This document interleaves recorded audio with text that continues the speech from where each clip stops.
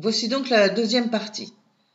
Alors, je vous rappelle que nous allons travailler sur le PAC qui se situe dans le business plan d'ouverture, dans le chapitre faisabilité économique, dans le mix qui est donc l'application pratique de la stratégie décidée par le patron. Donc, c'est le PAC. Alors, je reprends mon bar à tapas, voilà.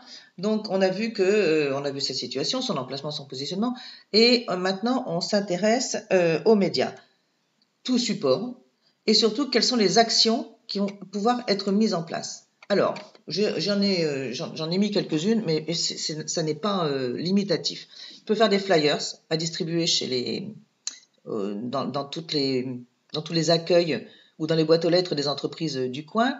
Google My Business et Google Ads, référencement sur les annuaires, les parrainages, j'aime beaucoup les parrainages, parce qu'il faut voir si sa clientèle est sensible à tout ce qui est gratuit, tout ce qui est, cadeau. Parce que le parrainage, c'est vous amenez un client, on vous donne une bouteille, ou un repas gratuit. Les soirées privées sur invitation, là encore, c'est très personnalisé, ça les clients adorent. Les afters, les happy hours, bien sûr. Et puis aussi les pages Facebook, Instagram et TikTok, les relations presse, la participation aux événements locaux, très important. Il va falloir s'implanter parce que ça n'intéresse personne que ce bar à tapas soit à tel ou tel endroit sur le net, parce que c'est quelque chose qu'on consomme, donc forcément le service est local. Donc il faut soigner le local, la participation aux événements locaux. Pourquoi pas devenir buffet pour une animation? Ça, vous pouvez le proposer aux entreprises qui sont autour. Les partenaires locaux, les fournisseurs et les clients, important. Visible sur les plateformes, un site vitrine, etc. Donc, l'imagination est sans borne. Vous pouvez faire ce que vous voulez. Alors, le tableau que je vous présente maintenant, c'est le pack pour mon tapas bar. Alors, il est en plusieurs colonnes. La première colonne, c'est un qui, quoi, où, comment. Vous savez, un QQ, machin. Le premier mois, le mois M plus 1, M plus 2, etc. jusqu'à M plus 12 et le total. Alors, dans les libellés, on va prendre le premier mois. La cible, c'est qui? On va viser la sortie des bureaux, donc de 17 à 20 heures. On va faire un happy hours avec 10% de remise sur les tapas.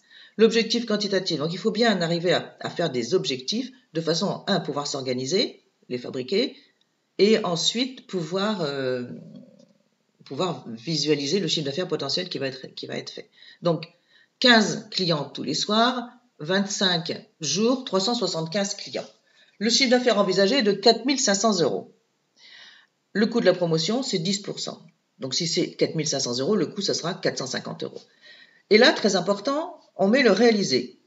On fait le point au bout d'un mois. Qu'est-ce qui se passe? On a fait 3 500 € de chiffre d'affaires pendant ces happy hours, c'est-à-dire en dessous de l'objectif.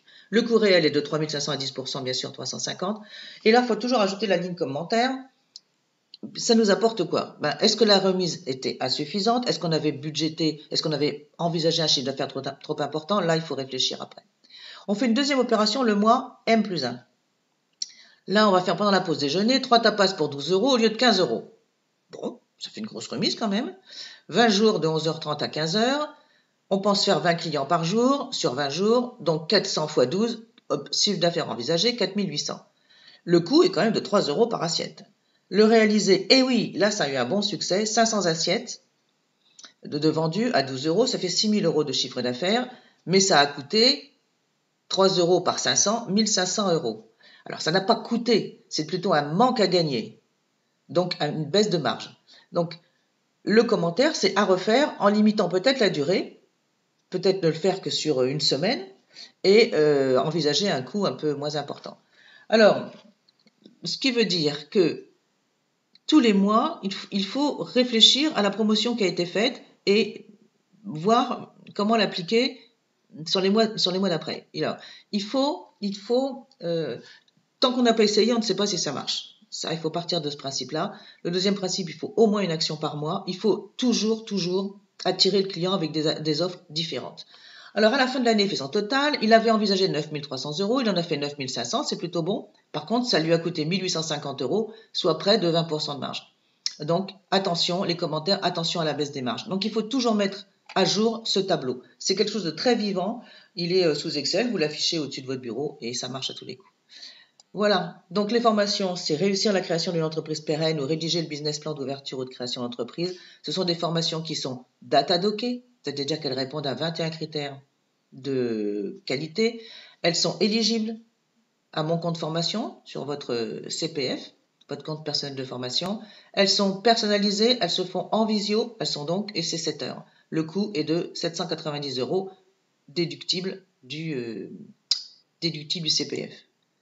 Donc voici donc les contactez-nous, chef d'entreprise depuis 93, enseignante marketing et stratégie d'entreprise, coach création. Vous pouvez nous retrouver tous les modules de formation sur www.création-entreprise-par-dd.com. Et alors le chemin à suivre sur mon compte formation, c'est vous allez sur moncompteformation.gouv.fr. À droite, je trouve une formation et je m'inscris. Vous cliquez là, vous cliquez sur création d'entreprise, vous y ajoutez en visio, vous cliquez sur en visio. Ensuite, vous allez cliquer sur les filtres, vous faites un filtre sur mon nom, et puis normalement la formation apparaît, il n'y a plus qu'à vous inscrire. Voilà, je vous remercie de votre attention et je vous dis à bientôt peut-être. Au revoir.